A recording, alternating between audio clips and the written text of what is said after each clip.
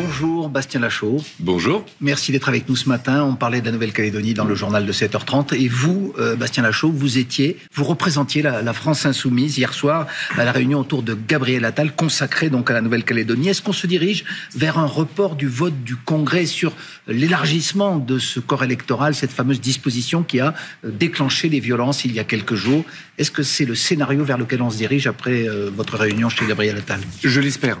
En tout cas, beaucoup l'ont souhaité, alors même qu'ils avaient voté le texte à l'Assemblée nationale ou au Sénat. Aujourd'hui, on le voit, la situation est terrible en Nouvelle-Calédonie.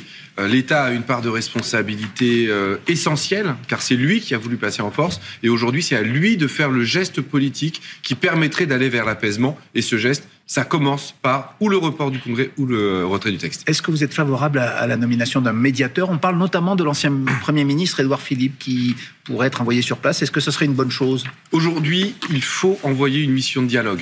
Je pense plus large qu'une seule personne en Nouvelle-Calédonie, parce que c'est en Nouvelle-Calédonie qu'on arrivera à résoudre le problème. Ce n'est pas en convoquant les gens à Matignon ou à l'Élysée.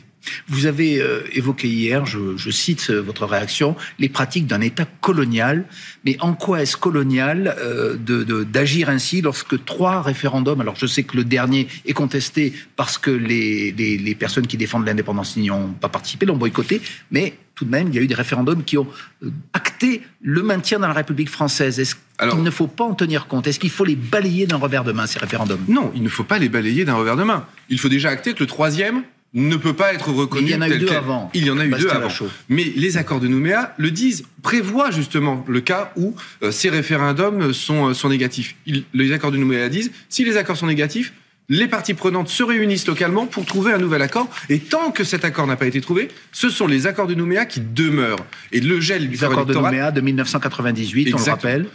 Qui sont des accords de décolonisation et qui prévoient de manière irréversible la voie de la Nouvelle-Calédonie vers l'émancipation et un destin commun pour l'ensemble des Calédoniens. Mais ça veut dire quoi? C'est que, de toute façon, tant que le référendum ne décidera pas l'indépendance, il sera caduc à vos yeux, invalide? Non, parce que l'émancipation n'est pas forcément l'indépendance pure et simple. Ça peut être un accord d'association, ça peut être... Il y a plusieurs formes d'émancipation. Et d'ailleurs, c'est pour ça qu'ils ont choisi le mot émancipation dans les accords de Nouméa. Il y a quand même, sur la question de cet élargissement du corps électoral, une question qui se pose, c'est qu'aujourd'hui, il y a près d'un électeur sur 5 en Nouvelle-Calédonie qui n'a pas le droit de vote aux élections locales. Ce sont les accords de Nouméa, parce que ce corps électoral, il est gelé. Est-ce que du point de vue démocratique, vous trouvez cela normal? Vous qui, par exemple, on le rappelle, défendez le droit de vote des étrangers en France, mais finalement pas en Nouvelle-Calédonie. Il n'y a pas un paradoxe là? Déjà, ce ne sont pas des étrangers en Nouvelle-Calédonie. Non, ce sont des métropolitains, on va dire, ou des personnes qui viennent d'ailleurs. Alors, ce ne sont pas non plus les élections locales, parce qu'ils votent pour les municipales.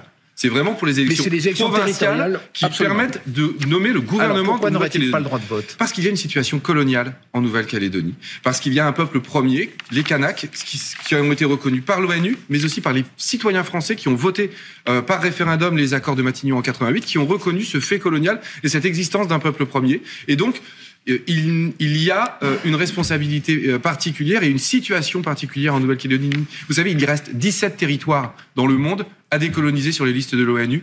La Nouvelle-Calédonie en fait partie. Donc évidemment qu'on ne peut pas fonctionner en Nouvelle-Calédonie de la même manière que partout ailleurs. La situation, on l'entendait à 7h30 sur place, reste précaire. Est-ce que le retour au calme et à l'ordre est pour vous une priorité? Je précise ça parce que vous avez dit hier qu'il fallait retirer l'armée, puisqu'elle est sur place, parce que, ce n'est pas son rôle, mais ça aboutirait à quoi? À ce que finalement les pillards et les émeutiers reprennent le contrôle de certains quartiers? Alors, plusieurs choses. Le retour à la paix civile en Nouvelle-Calédonie est une priorité. C'est une priorité parce que on ne peut pas supporter ce qui s'y passe. Mais la manière de faire, ça sera par une action politique, ça ne sera pas par de la répression. Dans une situation coloniale, la répression amène toujours plus de violence et de répression. Mais la situation s'est-elle calmée depuis 48 heures, depuis qu'il y a eu plus de forces de l'ordre? La situation s'est légèrement calmée. Les retours que j'ai sur le terrain, c'est que c'est encore très difficile et que la solution sera politique et qu'il faut un geste du gouvernement. Sur l'armée, je ne dis pas autre chose que ce que dit le ministre des Armées, Sébastien Lecornu, qui dit l'armée ne sait pas faire le maintien de l'ordre, elle n'est pas formée pour le faire, elle ne doit pas le faire. Et donc l'armée a été positionnée sur les ports et sur les aéroports pour les protéger. Ce que je dis, c'est si le jour où il y a des manifestants qui viennent sur les ports ou les aéroports. Que font les militaires? La seule chose qu'ils savent faire, et c'est normal, c'est leur métier, c'est tirer. Donc, vous êtes favorable à son retrait. Tout à fait. Autre sujet, Bastien Lachaud, vous avez dénoncé avec d'autres élus de la France Insoumise la tentative d'incendie contre la synagogue de Rouen hier, et je vous cite, adressez vos pensées à nos compatriotes de confession juive. Mais cette communauté juive, Monsieur Lachaud, elle estime que vous faites partie, vous, pas vous personnellement, mais vous, à la France Insoumise en général, de ceux qui attisent ce climat de passage à l'acte en ne cessant de parler de génocide en cours à Gaza, en refusant de qualifier le Hamas de terroriste. Vous participez donc à cette montée de l'antisémitisme en France, disent beaucoup d'observateurs. Non, nous appartenons, j'appartiens à un mouvement politique qui pose l'égalité comme élément central. L'antisémitisme, c'est quelque chose d'horrible, de scandaleux. L'acte qui a été perpétré à Rouen est horrible, horrifique. Et évidemment que je renouvelle mes pensées je renouvelle mes pensées à tous nos concitoyens de confession juive. Il y a une montée des actes de haine dans notre pays à l'encontre de nos citoyens de compatriotes de confession juive, c'est une évidence. De nos compatriotes de confession musulmane aussi. Je voyais encore une étude hier sur les actes homophobes qui s'accroissent. Il y a une poussée de haine dans le pays qui est très inquiétante et qu'il faut combattre et rappeler le principe d'égalité et le principe de laïcité. Tout le monde a le droit de croire, de ne pas croire et de pratiquer son culte. Je vais vous poser une question un petit peu plus précise. Alors, Monsieur Lachaud, lorsque Jean-Luc Mélenchon s'en prend nommément au député socialiste Jérôme Guedj, qu'il accuse en substance d'être tenu par son appartenance à la communauté juive, est-ce que vous êtes à l'aise avec ce genre d'attaque, avec ce genre de propos? Je pense que ce n'est pas ce que Jean-Luc Mélenchon a dit.